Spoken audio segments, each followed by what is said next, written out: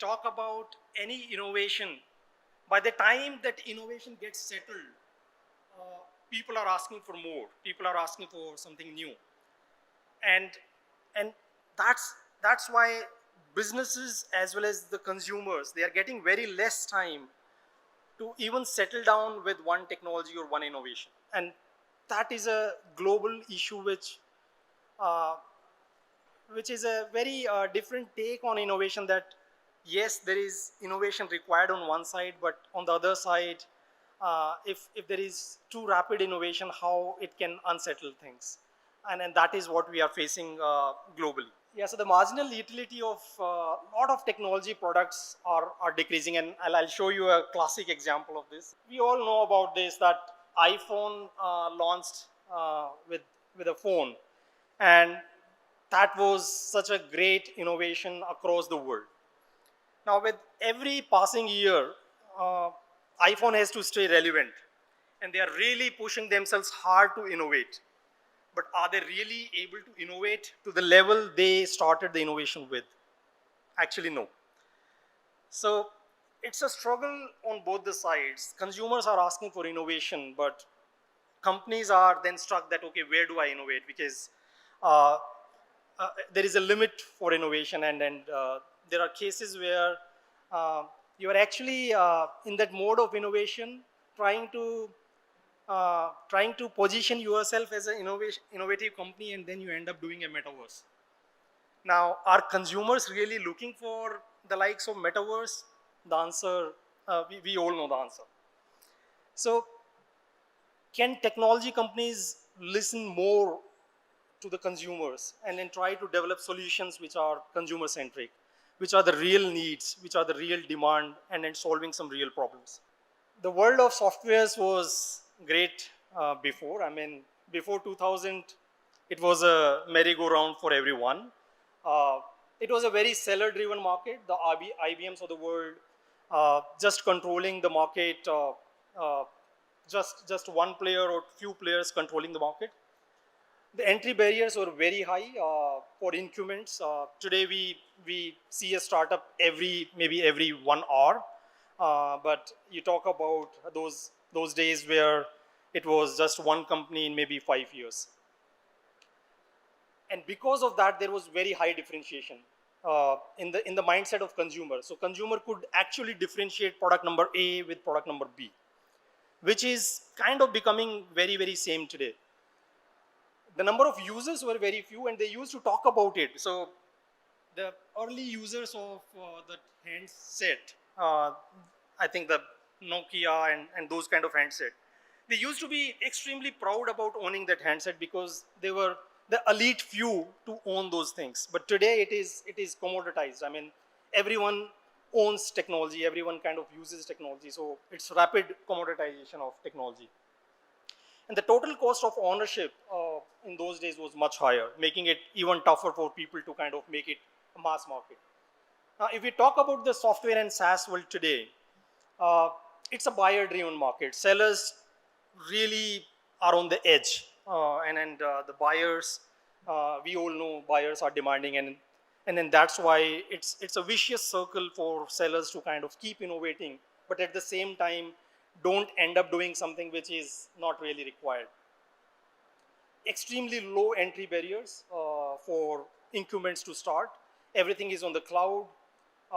Everything is open source, so it's very easy to get started. Uh, and the third, which is the biggest problem, is the sameness in product. So if you talk about, I'm talking about the SaaS world or the software world.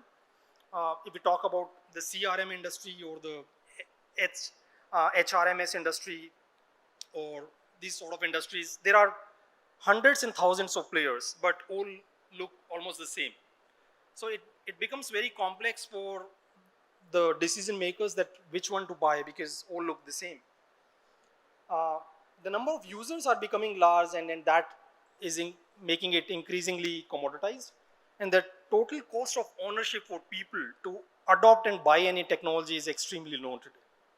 Now, in such a scenario, what should businesses do? What should SaaS companies and software companies do? Because there is definitely a big problem. So there are two ways of looking at it. One is you keep innovating and just be in that robotic wheel that, okay, I will innovate even if my customer is not demanding that innovation. The second way of looking at it is that let's keep it simple. And sometimes simplest problems are the hardest to solve. So can we keep things simple and just solve problems which the customers are looking for? And then use some other vehicles for growth, because a lot of companies are innovating not for the sake of user, but they are innovating for the sake of growth. So can they grow not only by innovation but by a lot of other things which are much easier? And these are some of the learnings which we had during our journey into running this company. And I'll just share 4 examples of those which are very simple things. A lot of people might already know that, but they work very well. The first is democratize the reach and ownership of any product which you are building.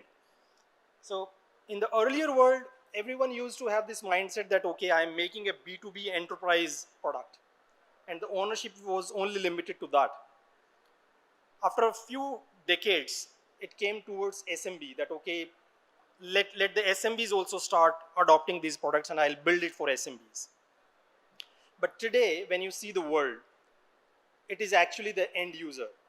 And then we have different terms to reach out to these end users, which is D2C or B2B2C.